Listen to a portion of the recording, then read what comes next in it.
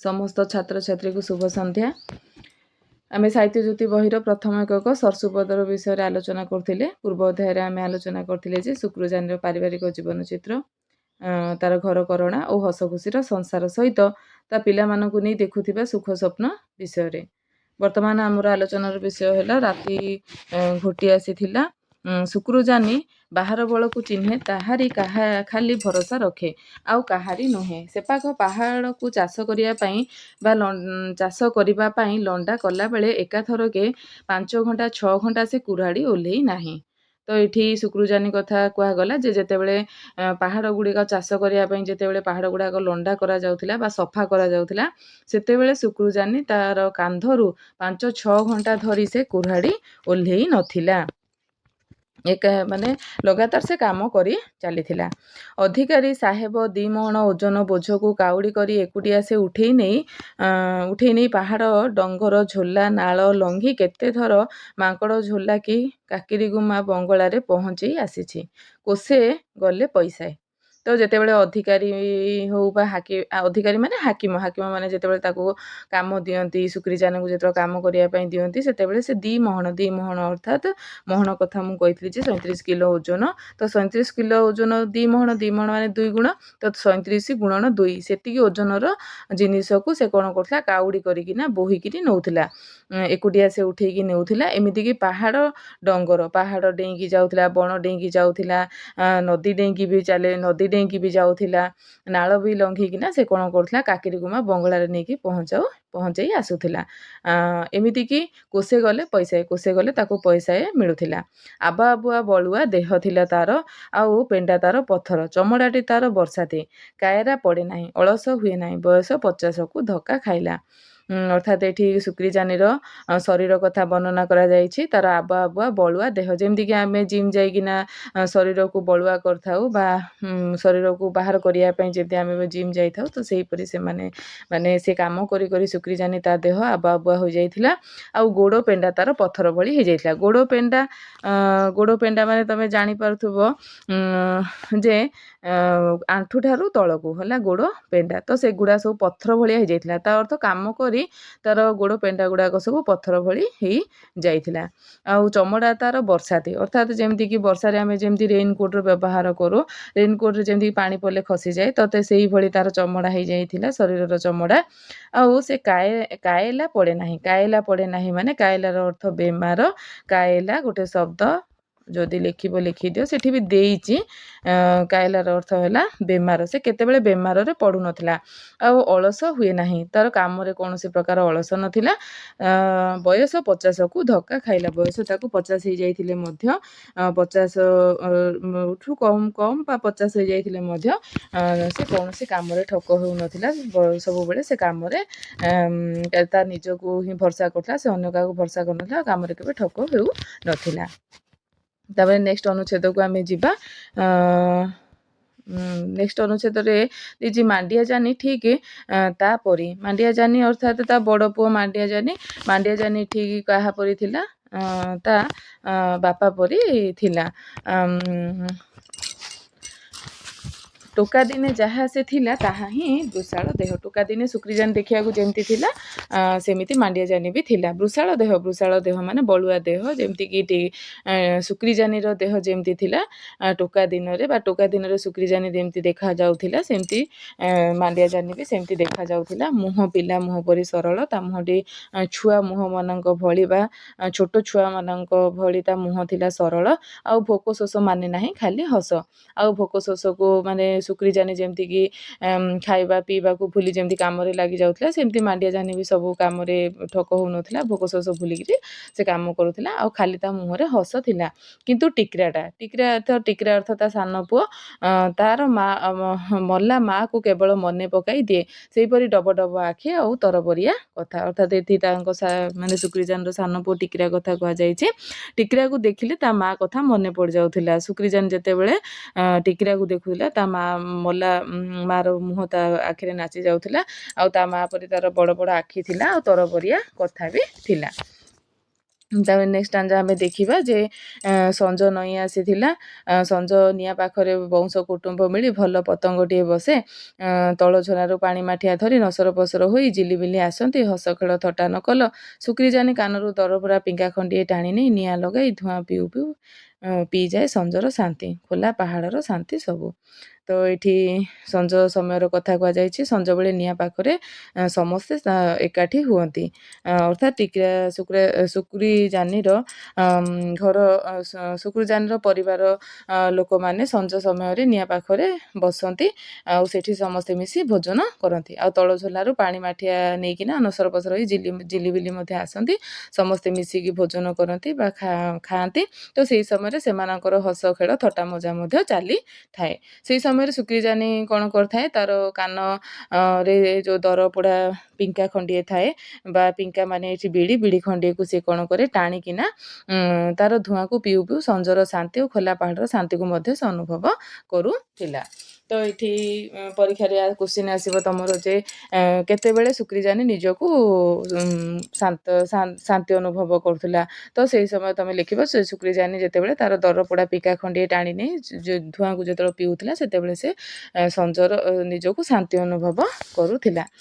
ତ ସେଇ ଯେଉଁ ଦରପୋଡ଼ା ପିକାକୁ ପିଉଥିଲା ସେତେବେଳେ ସେ ନିଜକୁ ଶାନ୍ତି ଅନୁଭବ କରୁଥିଲା ଶୁକ୍ରିଜାନି। ତ ନେକ୍ସଟ ଅନୁଚ୍ଛେଦକୁ ଯିବା। ସେଇଦିନ ଗାଧୁଆ ବେଳେ ପାହାଡ଼ ତଳ ସେଇଦିନ ଗାଧୁଆ ବେଳେ ପାହାଡ଼ ତଳ ଝୋଲାରେ ଝିଲି ବିଲି ଦି ଭଉଣୀ ଗାଧୋଉଥିଲେ। ନାଳ ବଙ୍କେଇ ପରଜା ସ୍ତ୍ରୀ ଲୋକଙ୍କ ତୁଠ। ପାହାଡ଼ ପାଖ ଖୋଲା, ଆର ପାଖରେ ବୁଦୁବୁଦିଆ ଜଙ୍ଗଲ। ଉଞ୍ଚ ଚାଞ୍ଚରା ଚଟାଣ ଉପରେ ଧଳା ପାଣି ଡେଇଁ ଦୁଲ ଦୁଲ ହୋଇ କଚାଡ଼ି ହେଉଛି। ଗଡ଼ି ଗଡ଼ିକା ଆସୁଛି ତଳକୁ। ବଣ ଦେଶ ଏହିପରି ଅସଂଖ୍ୟ ଡୁଡୁମା। ମୁଣ୍ଡ ଉପରେ ବରଗଛ ଛାଇ, ଢାଲୁ ଅତଡ଼ା ସବୁଜିମା ମାଣ୍ଡିଆ କ୍ଷେତ କେନା କେନା ହୋଇ ପାଣି ଉପରକୁ ଓହଳି ପଡ଼ିଛି। ସବୁ ନାଲି ବାଟ ଚଲା ତୁଠ ରାସ୍ତା। ସାପେଇ ସାପେଇ ଅତଡ଼ାଏ ଅତଡ଼ାଏ। ଅର୍ଥାତ୍ ଏଠି ପାଣି ମାନେ ଯେଉଁ ପାଣି ପଡ଼ୁଛି ପାହାଡ଼ରୁ, ତ ଏଇଟା ହେଲା ପାହାଡ଼। ପାହାଡ଼ରୁ ପାଣି ପଡ଼ୁଛି, ନଈ ବଙ୍କେଇ ଯାଇଛି। ଏଠୁ ନଈ ବାହାରିକି ବଙ୍କେଇ ଯାଇଛି।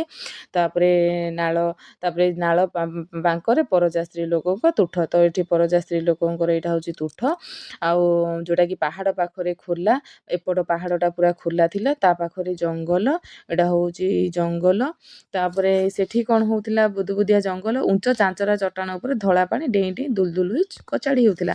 ଅର୍ଥାତ୍ ଏଇଗୁଡ଼ା ହେଉଛି ଚଟାଣ। ପାଣି ଯେତେବେଳେ ପାହାଡ଼ ଉପରୁ ପଡ଼ିବ ପାଣିଟା, ତ ଏଇ ଚଟାଣ ଉପରେ ପଥର ଉପରେ ଆସି ପାଣି ପଡ଼ୁଥିଲା। ସେଇଠୁ ନଈଟା ବଙ୍କେଇକି ଯାଇଥିଲା।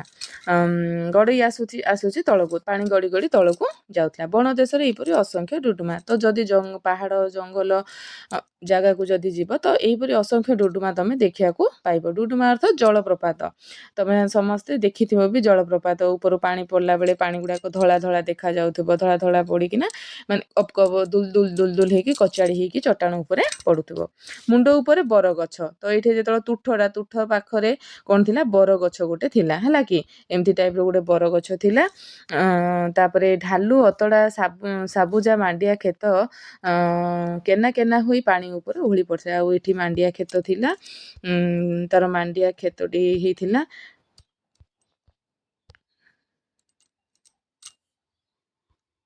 ମାଣ୍ଡିଆ କ୍ଷେତ ଏମିତି ନଦୀରେ, ଏଇ ମାଣ୍ଡିଆ କ୍ଷେତର ମାନେ କେନା ଗୁଡ଼ାକ ପାଣି ଉପରେ ପଡ଼ୁଥିଲା। ଏଇଟା ନଦୀ ତଳକୁ ବହିଯାଇଛି। ଏଠି ମାଣ୍ଡିଆ କ୍ଷେତ, ଏଇଟା ବରଗଛ। ତ ଏଇଠି ପାଣିରେ କେନା କେନା ହୋଇ ପଡ଼ିଥିଲା। ସରୁ ନାଲି ବାଟ ଚଲା ତୁଠ। ତାପରେ ଏପଟେ ତୁଠକୁ ଆସିବା ପାଇଁ ବାଟ ଥିଲା ମଧ୍ୟ। ତୁଠକୁ ଚାଲିବା ରାସ୍ତା। ସାପେଇ ସାପେଇ ଅତଡ଼ାଏ ଅତଡ଼ାଏ। ଅତଡ଼ା ନଈ ଯେଉଁ ଅତଡ଼ା ଖାଇଥିବ ତମେ ଦେଖିଥିବ। ଆଉ ସାପେଇ ସାପେଇ ମାନେ ସାପ ପରି ରାସ୍ତାର ଚଲା ରାସ୍ତାଟା ସାପ ପରି ଥିଲା। ତ ନେକ୍ସଟ ଯିବା, ଆମେ ନେକ୍ସଟ ଷ୍ଟାଞ୍ଜାକୁ ଯିବା।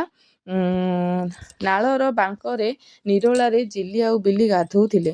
ବୟସ 17 ଓ 14।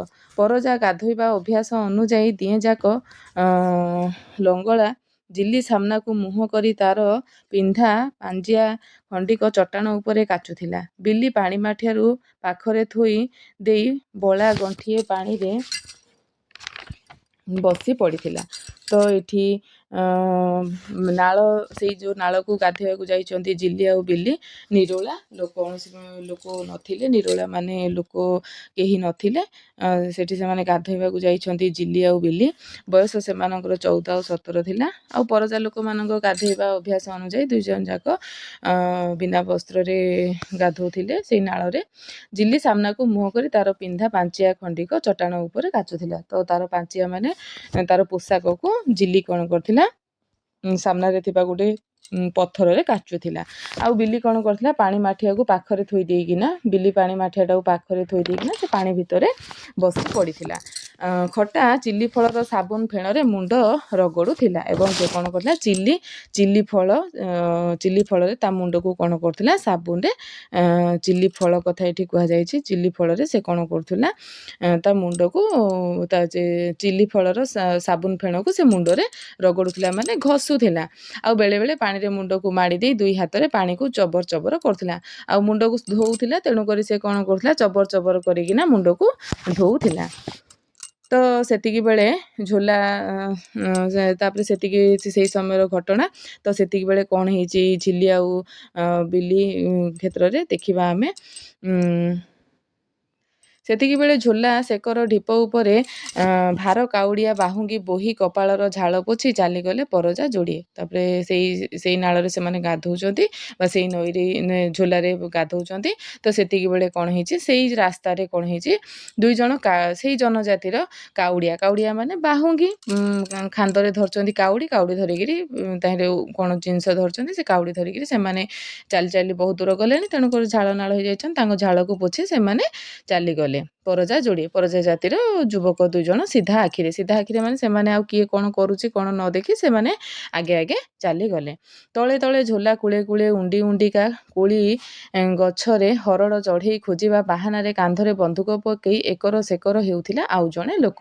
ତ ସେଇ ସମୟରେ ତଳେ ଯେଉଁ ଝୋଲା ଥିଲା ବା ସେ ନଈ କୂଳରେ ଉଣ୍ଡିକା ମାନେ ଖୋଜି କ'ଣ ହେଇଛି, ଗୋଟେ କୋଳି ଗଛରେ ହରଡ଼ ଚଢ଼େଇକୁ ଖୋଜିବା ବାହାନାରେ ଗୋଟିଏ ଲୋକ କାନ୍ଧରେ ବନ୍ଧୁକ ପକେଇ ଏକର ସେକର ହେଉଥିଲା ଆଉ ଜଣେ ଲୋକ। ଅର୍ଥାତ୍ ଏଠି ଔପନ୍ୟାସିକ ଗୋପୀନାଥ ମହାନ୍ତି ଗୋଟେ ଲୋକ କଥା କହୁଛନ୍ତି, ଯିଏକି ହରଡ଼ ଚଢ଼େଇ ଖୋଜିବା ବାହାନାରେ କାନ୍ଧରେ ବନ୍ଧୁକ ପକେଇକିନା ଏକର ସେକର ହେଉଥିଲା। ସେ ସଭ୍ୟ ଜଗତର ଲୋକ ଥିଲା। ଏଠାରେ ଲେଖକ ତାକୁ କ'ଣ କହୁଛନ୍ତି, ସଭ୍ୟ ଜଗତର ଲୋକ। ସେ ସଭ୍ୟ ସମାଜର ଲୋକ। କାହିଁକି ସଭ୍ୟ ସମାଜର ଲୋକ ବି କହିଛନ୍ତି, ସେ କଥା ଆମେ ଦେଖିବା। କାରଣ ସେ ଜଙ୍ଘିଆ ପିନ୍ଧିଥିଲା, ଅଧା କାମିଜ ପିନ୍ଧିଥିଲା, ଅର୍ଥାତ୍ ଅଧା ପ୍ୟାଣ୍ଟ ଆଉ ଅଧା ବାନିଆନ ଯେଉଁଟାକି ଆମେ କହିବା। ତ ତେଣୁକରି ତାକୁ ସଭ୍ୟ ଜଗତର ଲୋକ ବୋଲି କୁହାଯାଇଛି। ଏଇ ଅଧା ଲଙ୍ଗୁଳି ଦେଶରେ, ଅର୍ଥାତ୍ ସେ ଅଧା ପିନ୍ଧିଲା, ତେଣୁକରି ଅଧା ଲଙ୍ଗୁଳି ଦେଶ କଥା କହିଛନ୍ତି। ସେ ଅଧିକାରୀ ହାକିମ, କାରଣ ସେ ବଣର ଗାରଡ଼ ବା ଗାର୍ଡ଼ ବା ଜଙ୍ଗଲ ଜମାନ ଥିଲା। ସେ କ'ଣ ଥିଲା, ବଣ ଜଙ୍ଗଲର ଗାର୍ଡ଼ ଥିଲା ବା ଜଙ୍ଗଲ ଜମାନ ଥିଲା ବା ଚପରାସୀ। ତାର କାମ ହେଲା ବଣ ଜଗିବା, କିଏ ବଣ ହାଣି ପକାଉଛି ନିଘା କରିବା, ଆଉ ଧରପକଡ଼ କରିବା ଆଉ ଗର୍ଜନ କରିବା ତାର କାମ ଥିଲା। ବା ସେ ଜଙ୍ଗଲ ଜମାନାର କାମ ଥିଲା ଯେ ଜଙ୍ଗଲ କିଏ ନଷ୍ଟ କରୁଛି ବା ଜଙ୍ଗଲକୁ କିଏ ହାଣି ପକାଉଛି, ସେ ବିଷୟରେ ସେ ସମସ୍ତଙ୍କୁ ତାକୁ ମନା କରିବା। ଯିଏ ଜଙ୍ଗଲ ନଷ୍ଟ କରିବ ବା ଜଙ୍ଗଲ ଯିଏ ହାଣି ପକାଇବ, ନିଘା କରିବା ମାନେ ଯିଏ ନଷ୍ଟ କରୁଥିବ, ତାକୁ ମନା କରିବା କାମ ଥିଲା ସେ ଜଙ୍ଗଲ ଜମାନା ଏ ଅଞ୍ଚଳକୁ କମାନ ପଡ଼ିଥିଲା। ଅର୍ଥାତ୍ ସେ ଜଙ୍ଗଲ ଜମାନକୁ ଏଇ ଅଞ୍ଚଳଟି ଗ୍ରସ୍ତ କରିବାକୁ ପଡ଼ିଥିଲା। ଯେଉଁ ଜାଗାରେ କି ଝିଲି ଆଉ ମିଲି ଗାଧଉଥିଲେ, ସେଇ ଜାଗାକୁ ତାକୁ ଗ୍ରସ୍ତ ମାନେ ବୁଲିବାକୁ ଦିଆଯାଇଥିଲା। ଗୋଟାଏ ଗଛକୁ ଉଣ୍ଡିବା ବାହାନାରେ କେତେବେଳୁ ଏପାଖ ପାଣିକୁ ଚାହୁଁଥିଲା, ହଠାତ୍ ଦୃଷ୍ଟି ପଡ଼ିଲା ଝିଲିର। ସେ ଗୋଟେ ଗଛକୁ ଖୋଜିବା ବାହାନାରେ ବା ସେ ହରଡ଼ ଚଢ଼େଇକୁ ବା ସେ ଗଛକୁ ଖୋଜିବା ବାହାନାରେ ସେ କେତେବେଳଠୁ ସେ ପାଣିକୁ ଚାହୁଁଥିଲା। ହଠାତ୍ ଦୃଷ୍ଟି ପଡ଼ିଛି କାହାର, ଝିଲିର। 2 ଭଉଣୀ କିଲିକାଲିଆ ହୋଇ ଉଠି ପଡ଼ିଲେ। ଯେତେବେଳେ ଝିଲି ଆଉ ବିଲି ଦେଖିଛନ୍ତି ସେଇ ଜଙ୍ଗଲ ଜମାନାକୁ, ସେତେବେଳେ ସେମାନେ କ'ଣ କରୁଛନ୍ତି, ଧଡ଼ପଡ଼ ହେଇକିରି ଉଠି ପଡ଼ୁଛନ୍ତି। ଝିଲି ତାର କାଚିବା ଲୁଗାକୁ ବଢ଼େଇ ହୋଇ ପଡ଼ିଥିଲା। ଅର୍ଥାତ୍ ଝିଲି ତାର ଲୁଗାକୁ ଯେଉଁ କାଚୁଥିଲା ପଥର ଉପରେ, ସେଇ ଲୁଗାଟାକୁ ସେ ଗୁଡ଼େଇ ହେଇଯାଇଛି। କିନ୍ତୁ ବିଲି ଭଉଣୀ ପଛରେ ଲୁଚି ଇଆଡ଼କୁ ସିଆଡ଼କୁ ଚାହିଁ ପଛେଇ ହାତ ବଢ଼ାଇଲା ବରଗଛ ସିଅକୁ। ତାପରେ ବିଲି କ'ଣ କରିଛି, ପଛକୁ ତା ଭଉଣୀ ସାମ୍ନାରେ ଅଛି, ସେ ତା ଭଉଣୀକୁ ସାମ୍ନାରେ ରଖି ପଛକୁ ପଛକୁ ଯାଇକିରି ବରଗଛ ସିଓ ମାନେ ତାର ମୂଳରେ ଥିବା ନାଲି ଲୁଗା ଖଣ୍ଡିକ ପବନରେ ଦୌଡ଼ୁଥିଲା। ତାର ଲୁଗା ଖଣ୍ଡିକ ପବନରେ ଦୌଡ଼ୁଥିଲା, ସେ ଲୁଗାକୁ ସେ ନେଇ ଆସିଲା। ହସରେ ହସରେ ଝୋଲାରୁ ପାଣି ଛଳ ଛଳେଇ ଉଠିଲା। ଜମାନ ହସି ହସି ଛପିଗଲା ବୁଦା ଉହାଡ଼ରେ। ତାପରେ ସେ କ'ଣ କରି ଛଳ ଛଳ ହେଇକିରି ପାଣି ବହି ଛଳେଇ ଛଳେଇ ଉଠିଲା। ଆଉ ଜଙ୍ଗଲ ଜମାନା କ'ଣ ହେଲା, ହସି ହସି ସେ ଛପିଗଲା ବୁଦା ଉହାଡ଼ରେ। ତର ତର କରି ଗାଧୁଆ ଶେଷ କରି ଓଦା ଲୁଗା ଫଡ଼ ଫଡ଼ କରି ଦି ଭଉଣୀ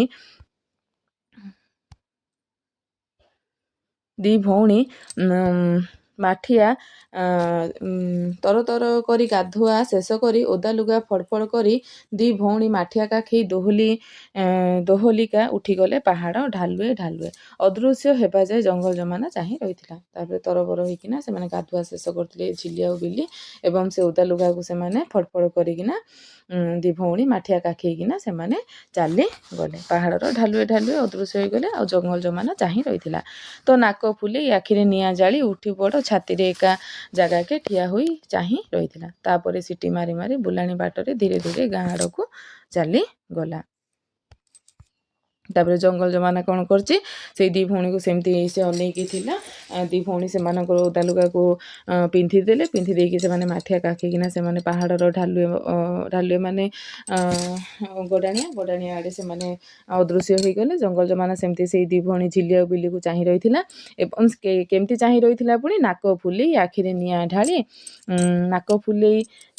କି ଆହୁରି ଆଖିରେ ନିଆଁ ଢାଳି ଉଠୁ ବଡ଼ ଛାତିରେ ଏକା ଜାଗାକେ ଠିଆ ହୋଇ ଚାହିଁ ରହିଥିଲା। ମାନେ ଏକ ଲୟରେ ସେ ଝିଲି ଆଉ ବିଲିକୁ ଚାହିଁକି ରହିଥିଲା। ତାପରେ ସିଟି ମାରି ମାରି ବୁଲାଣି ବାଟରେ ଧୀରେ ଧୀରେ ସେ ଗାଁ ଆଡ଼କୁ ଚାଲିଲା। ତାପରେ ମାନେ ସେ ଗାର୍ଡ଼ ଥିଲା, ତେଣୁ ତାକୁ ଗୋଟେ ସିଟି ମାନେ ଯେଉଁ ମାରନ୍ତି, ହୁଇସିଲ୍ ମାରନ୍ତି, ସେମିତି ଗୋଟେ ଧରିଥିଲା। ସେ ସିଟି ମାରିକିନା କ'ଣ କରିଥିଲା, ଗାଁ ଆଡ଼କୁ ଚାଲିଲା। ହରଡ଼ ଚଢ଼େଇ ଲୁଚି ସାରିଥିଲା, ପାଗ ବି ବିଗିଡ଼ି ଯାଇଥିଲା, କାନ୍ଧରେ ବନ୍ଧୁକର ବୋଝ ଭାରି। ତାପରେ ହରଡ଼ ଚଢ଼େଇକୁ ସେ ଖୋଜୁଥିଲା ଜଙ୍ଗଲ ଜମାନା, ସେଇ ଚଢ଼େଇ ବି କ'ଣ ହେଇଥିଲା, ଲୁଚି ଯାଇଥିଲା, ପାଗ ବି ବିଗିଡ଼ି ଯାଇଥିଲା, ଆଉ କାନ୍ଧର ବନ୍ଧୁକର ବୋଝ ମଧ୍ୟ ଭାରି ହୋଇଯାଇଥିଲା। ତ ଆଜି ପାଇଁ ଏତିକି ପଢ଼ିବା। ତ ନେକ୍ସଟ ଆମେ ପାର୍ଟ 4ରେ ବୁଝିବା।